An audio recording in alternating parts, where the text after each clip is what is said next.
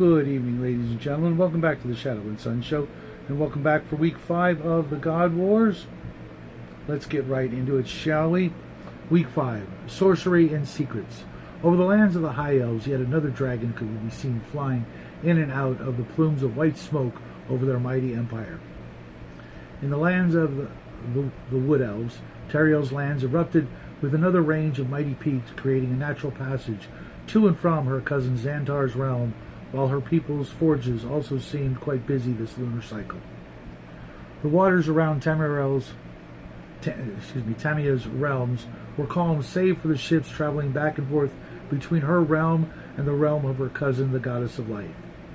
Aradran's people had built yet another city between their ever expanding realm and that of the children of the Piper's realm, while an ever-present cloud of smog seems to blanket their realm, blotting out the sun for hundreds of leagues in every direction. Lord Dracor, Lord of the Lizardmen, raised a mighty range of mountains, clearly solidifying their boundaries between their realm and the realm of the Wind's-Ed, the Mothmen of the Eastern Continent, and the Pride Lands of Lord Az of the Azkatsi.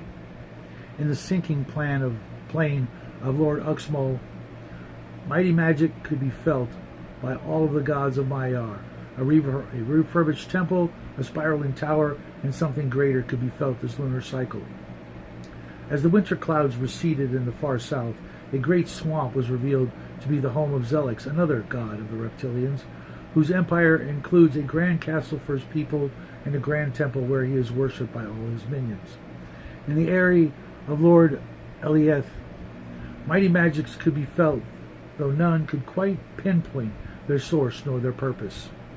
Iza, goddess of the Soulless, finished the final touches on her grand temple as she continues to lay the groundwork for her siege against the beleaguered lupines. The harvester forges seem to be busy this lunar cycle as well, as he prepares his war fleets and the raising of another skeletal army and a blasphemous gargantuan creature made from the long dead of the prehistory of Maiar. Stundar, the god of the evil giants, remains ever silent this lunar cycle, a foreboding sign or the beginning of their end. None but the wisest can discern. Brutus, the lord of the mountains, seems content to watch his people hunt and breed as spring is now on the rise and the ice begins to melt. Thanks, Chewie. In the lands of the Crimson Crucible, the lord of the southwestern hobgoblins seems to have raised another potent place of power for his people this lunar cycle. Ratham Rex, leader of the hobgoblins in the Central Sea, and his newly mounted hobgoblin armies can be seen on the maneuver this lunar cycle as they assist in the construction of a new city in the central polar area.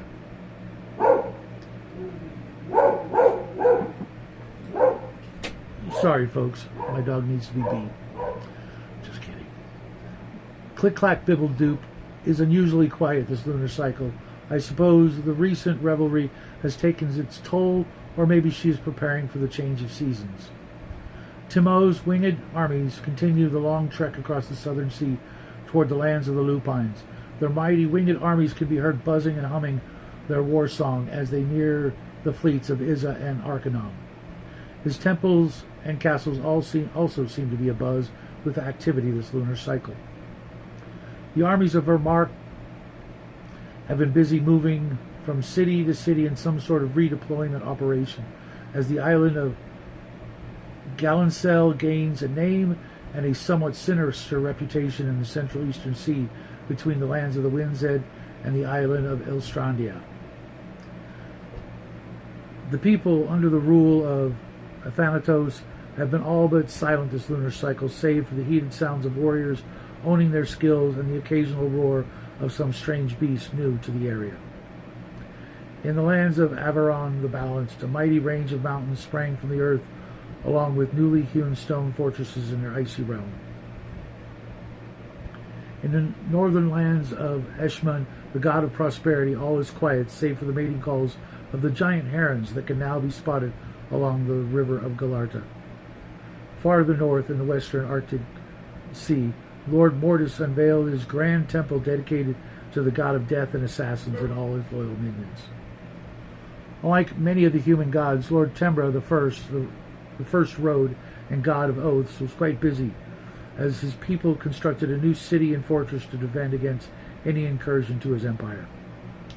Gromdar, lord of the Golden Horde, mustered yet another army and sent them south in their war against the gnomes of the south, accompanied by an abomination made from the local trees and mountainsides of the dwarven gods' homelands. Lord Kurza set another metal golem to act as guardsman for his newly finished palace high atop the tallest mountain on the western continent. Meanwhile, the warriors of Lord Hillfeather, god of the halflings, can now be seen ranging far and wide on errands between the lands of the Wood Elves and the realm of Lord Kurza on their giant warg war steeds. The gnomes under the rule of Marsala the Giant have been mysteriously quiet this past lunar cycle, perhaps keeping inside their hills while they prepare for war against their neighboring dwarves of Lord Gromdar's domain and the evil giants of Stundar's realm. In response to the invasion by Goddess of the Soulless, Arcanum has risen a grand range of volcanic mountains and titanic feral beasts resembling a more primitive version of himself to aid in ridding the foul abominations from his land.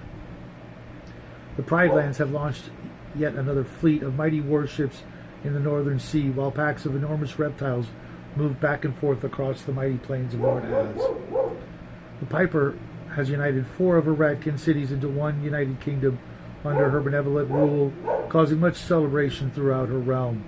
The chittering and squeaks of delight can be heard well into the night throughout this lunar cycle. Naught can be seen of the vampiric realm of Von Stark, save for the ever-present swarm of giant bats that circle high overhead, in constant watch for would-be intruders to this desolate wasteland.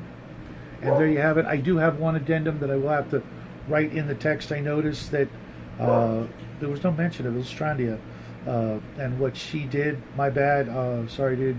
I'll put that in, but I'm running late for a previous engagement, so I'm going to have to get motoring, but I will post the document or the updated document in Discord for all of you players. Those of you who can't wait to see what the Spider Queen does, I'll make it up to you next week. And I will also be getting to the rest of the audits. Those of you who have been audited, let everybody else know it's not a painful process, unlike other audits I can speak of. And we'll move into week 6 starting today. I need your orders by Friday night so that I can have the report out on Monday morning. Until then, folks, have a great week. Get some gaming in, and I will see you guys probably Wednesday over on Justin's show. I've got a dentist appointment, so I won't be doing anything tomorrow. Yeah, I know. But I will see you guys Wednesday morning. Till then, as always, happy trails.